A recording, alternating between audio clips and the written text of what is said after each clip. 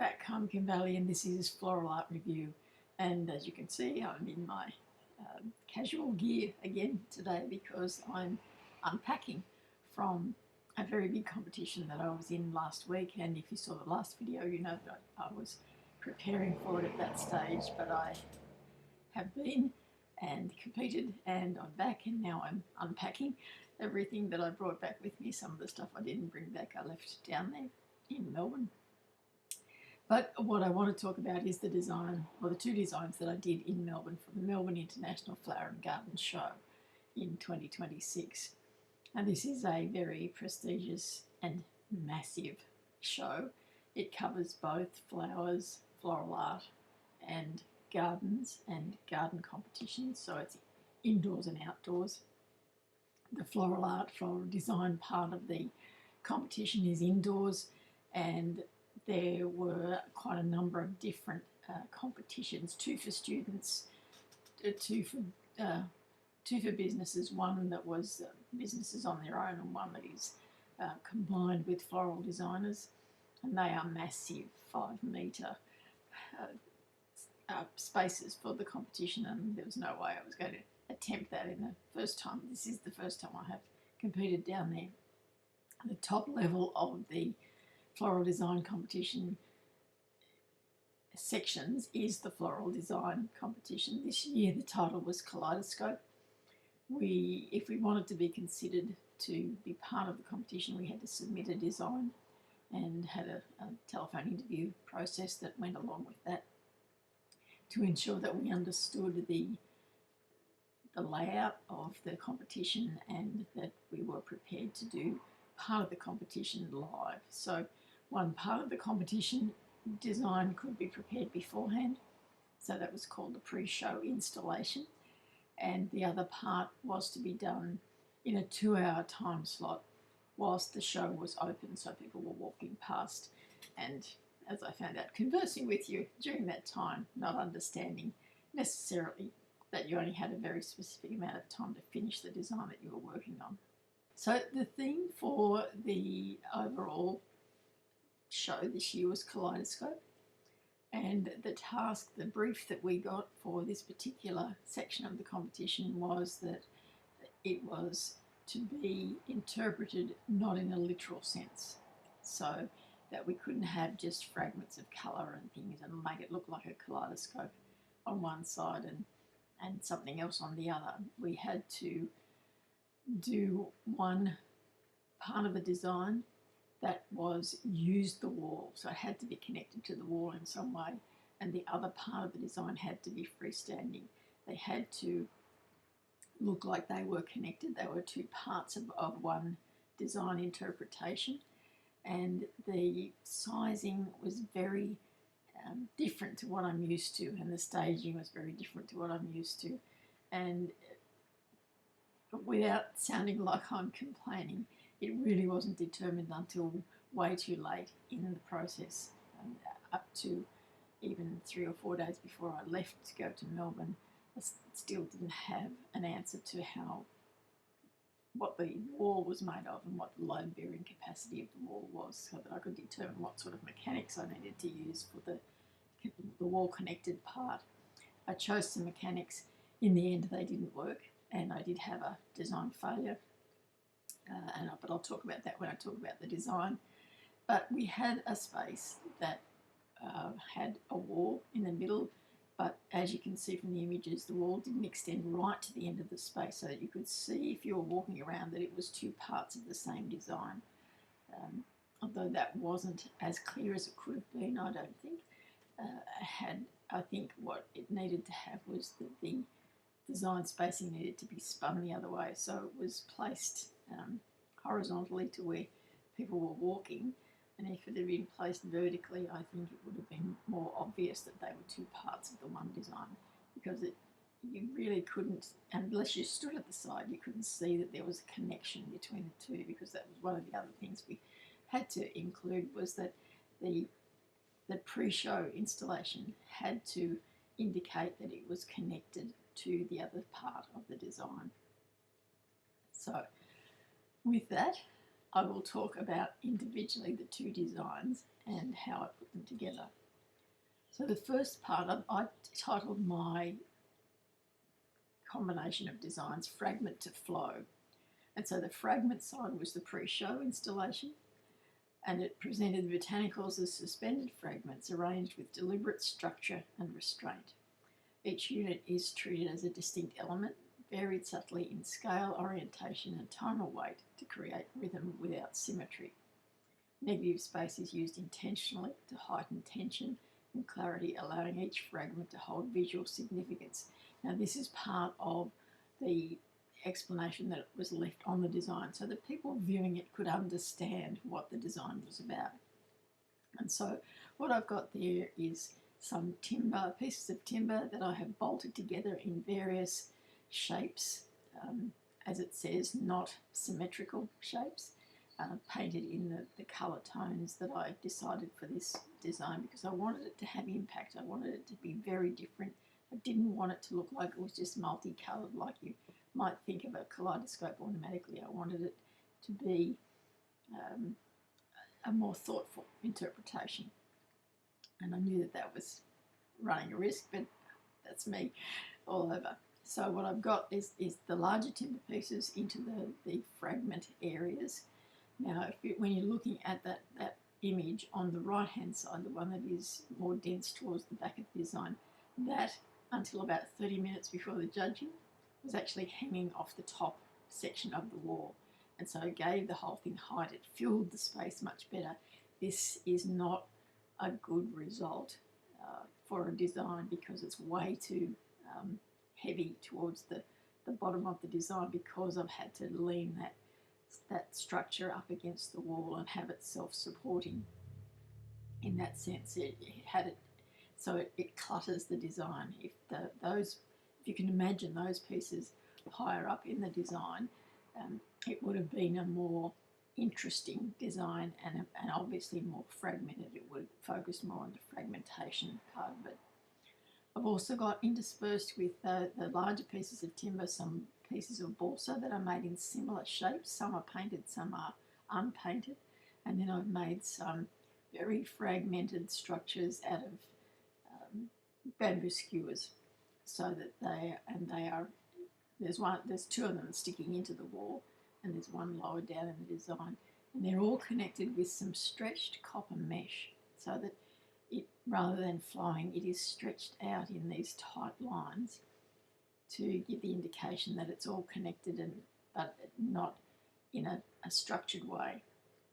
The plant material I've used is some large branches of cherry and some leucadendrons, and there's a few snapdragons in there as well, just for a little bit of added colour. They were very deliberate choices because I wanted to stick to that plum coloured palette. And one of the other challenges when you are competing away from your normal supply lines is how to get your supply of plant material. And I know that for this particular competition it is always difficult because there's not a big supply down there and everyone wants them at the same time, and it is because it's such a massive show. Everyone wants the same things and big amounts of the same things, and so I thought that by choosing something that was a little bit different, I'd find it a little bit easier to get the colour that I wanted, and that was the case. But because, once again, because of the placement of that piece that fell off the wall, you really can't see the depth of material that is in this part of the design. So let's now go on to the flow side, which I was singularly much more happy with. So this is flow. In the live installation, the work transitions from containment to expansion. Fragments are no longer held in place but extend into space through directional flowing form. Lines elongate, curves emerge, and the composition opens, creating a sense of movement and release. Repetition becomes more fluid and rhythm shifts from controlled intervals to continuous progression.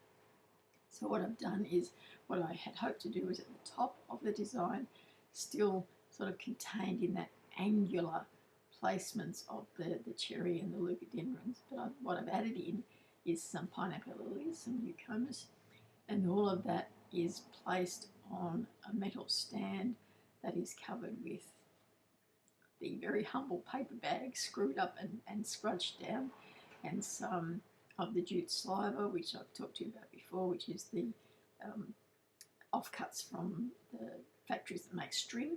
And that's the pink at the bottom there. And some palm spades, both laying down and attached to the upright, and within the top section of it I've got a couple of typha bulrush flowers that have been, the flower itself has been stripped off, the seed head's been stripped off, so just to give me that lines, that straight lines, that is still a little bit angular at the top, but it's going into the flowing movement of the palm spades all the way through it. Then I've got the copper mesh in a more flowing set, so not stretched out but opened out and flowing around and through the design. And then there are some tatami lengths that are also spiraled and curled around the design, just to give that movement in the design. So with all of that, let's now see what Design Eye has got to tell me about the design of the two designs, and of course the improvements to lift it up. This design didn't get any awards. This is a competition where you don't get first, second and third, but they give awards based on the number of points you get. So there's a gold award, or there can be multiple gold awards, silver, gilt, silver and bronze. And I was not in the placings, and I wasn't surprised because of the failure on the first day. But I am happy with the thought processes that went into the design. I will do another video that talks about the planning process and what I used and what I didn't use, and how I thought about the actual gathering together of the designs themselves, and then also about what it's like, what you need to do if you're packing and travelling with sections of designs, and all of the logistics that happen around those sorts of things. But that's a separate video. This one will just do the straight design analysis and see what improvements I could make. Royal we yet again. So let's have a look first of all at line and form. The fragment size uses dynamic jagged lines created by the plum painted wood and balsa, representing the broken pieces within a kaleidoscope before they settle into a pattern. And that's exactly what I was hoping to do. The form is open and architectural, relying on negative space to emphasise the shattered nature of the theme. So that's good. So I've got that, in terms of line and form, I've got that thinking right. The flow side unifies the line and form into a single flowing entity that invites the eye to move in and around the design. And so once again, I've had that smooth transition from the fragmented side to the flowing side. So that's a good result out of that assessment, that analysis. Contrast now. There is sharp contrast between the organic curves of the dark foliage, the leucadendron, and the rigid geometric lines of the made structures.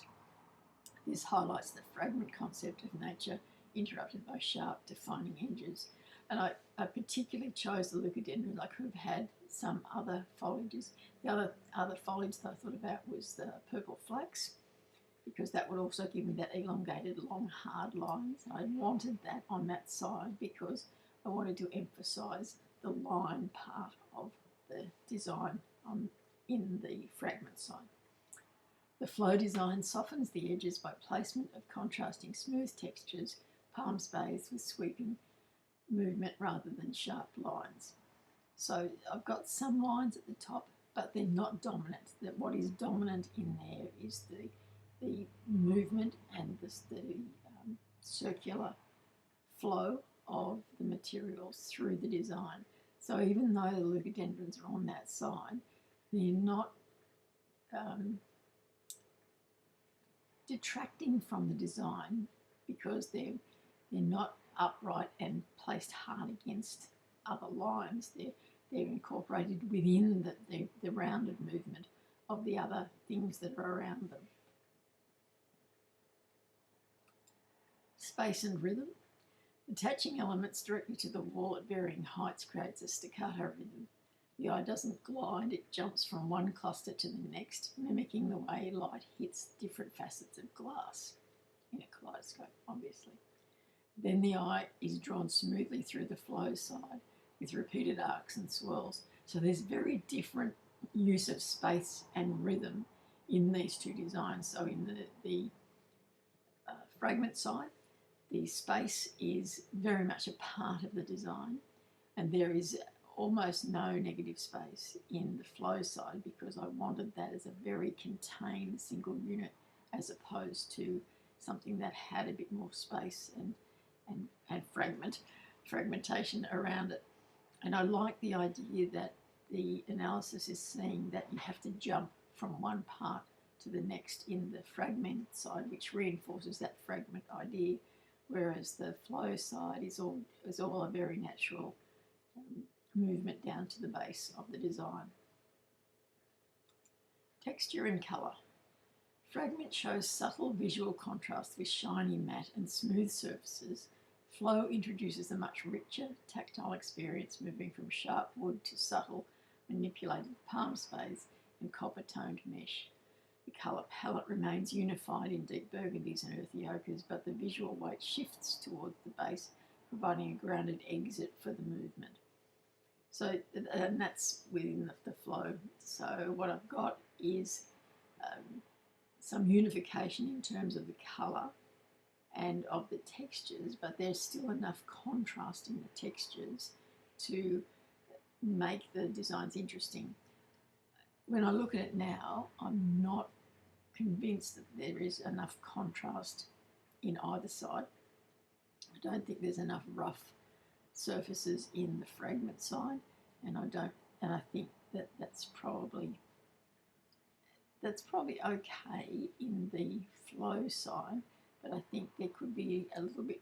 The only shiny thing in the flow side is the copper mesh, so none of the plant material is shiny enough to bring out a different contrast to that very dominant smoothness and dullness of the palm sprays and moving towards the base of the design.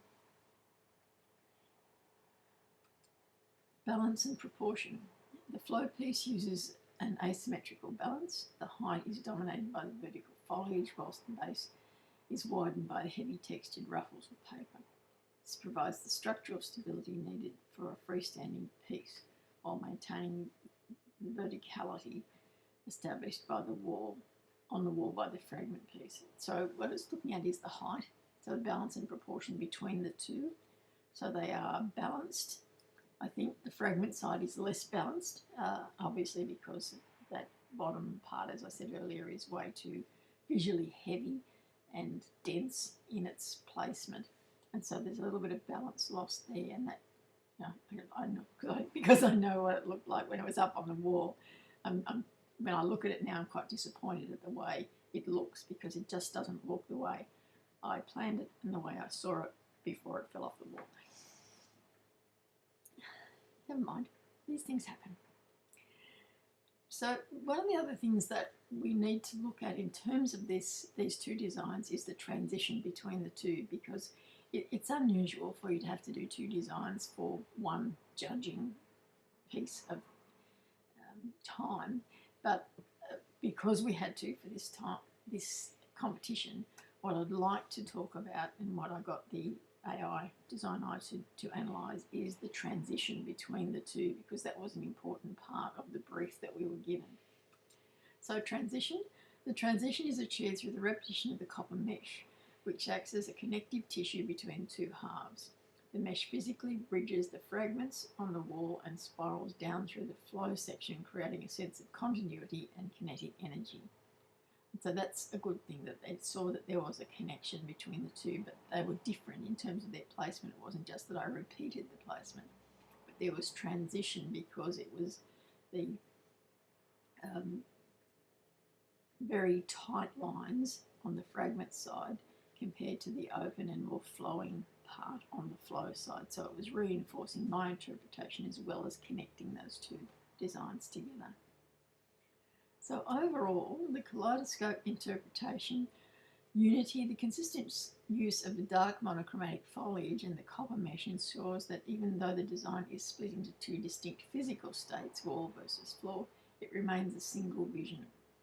Dominance, the line is the dominant element in Fragment, while texture becomes the dominant element in Flow. And I wonder whether that was a little bit of a detraction because the dominance in the two designs is different, whether that helped or hindered in my point scoring. But I do think that the biggest issue is the use of the space on the Fragment side. It's just not right, it's just not tall enough, and it's too bottom heavy.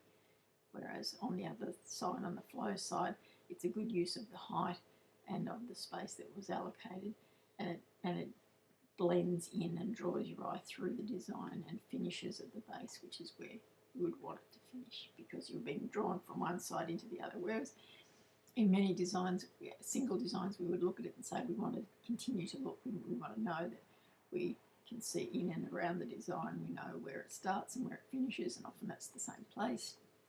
But there's interest all the way around, and we know where we have to look. With these designs, we know that we're going to start on the Fragment side because it was the outside of where people were walking, so it was the side that was most often seen first, but we know that we want them to travel through to the other side. We don't necessarily want them to come back again and keep in that circle. We want them to look at one and go through to the other. So that's why it works in that sense of having the unity very subtle, just in the colour and in the mesh, the colour of the foliage and in the mesh, and then the dominance being a little bit different. I still think is a problem. I still think that had I been able to do line in both, that would have helped with the flow, the overall flow of the two designs. So there is the construction thinking and justification. Let's now look at some of the suggestions for improving the design. So strengthening the transition. While the copper mesh effectively links the wall-mounted and freestanding sections, the physical gap between the two can feel like a disconnect rather than a flow. Consider extending a single fine line, perhaps a singular painted piece of wood, or a trailing strand of the mesh that physically spans the negative space between the wall and the floor unit.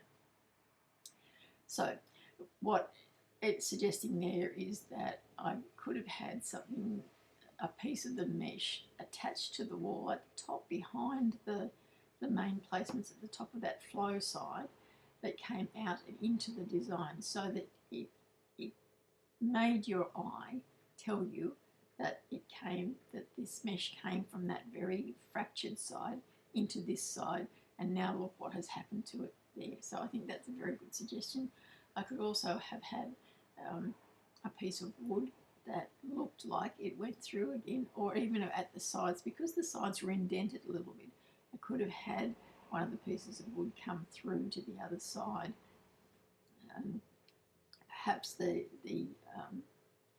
pieces that are the very fine pieces that are in the flow side that you almost can't see, if I could have had them looking like they were pointing through to the other side, going through the wall to the other side, even if they were just touching the wall, your eye would follow that line through and say, oh, well, it comes out on the other side of the wall, and had another shape that was that same sort of visual level of placement, so that it would make you look through the two sides of the design.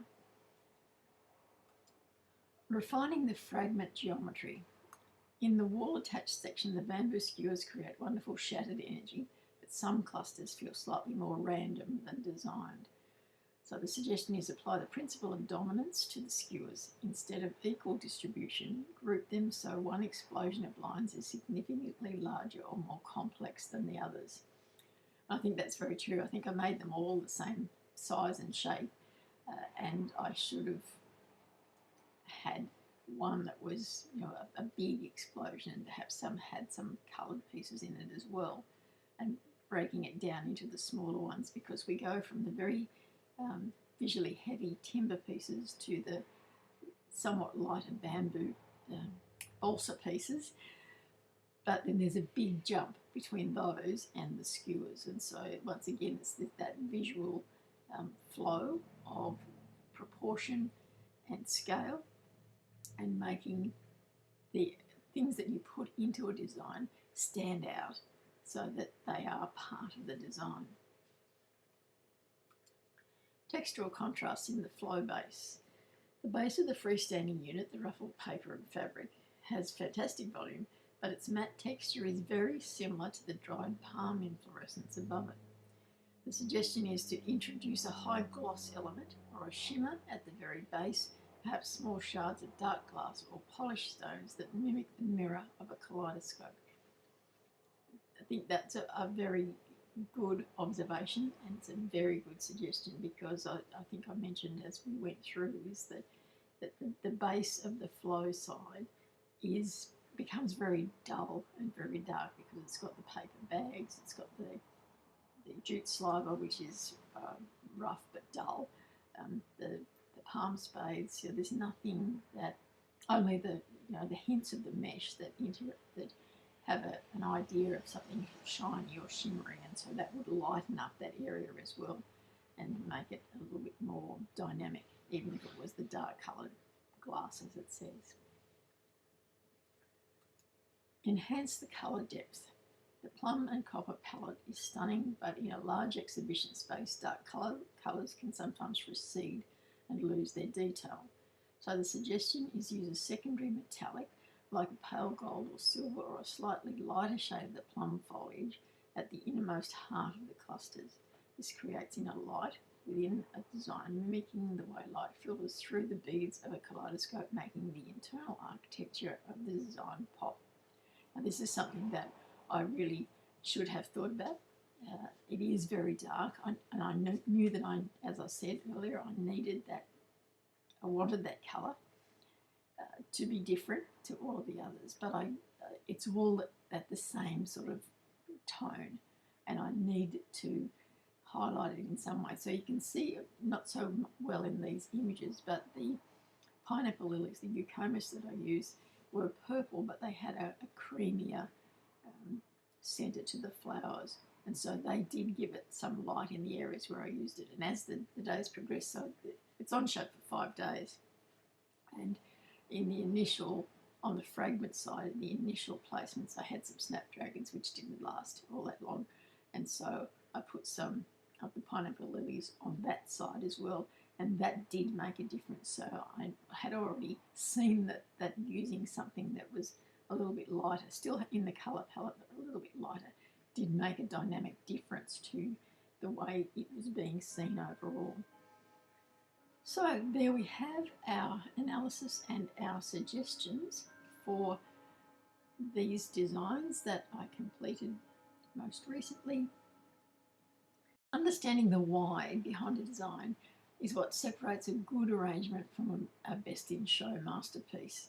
If you've got a design that you're working on, perhaps for an upcoming show or just a personal project, and you want a deep dive into the technical strengths and the areas for improvement, I'm inviting you to use our design analysis service, Design Eye.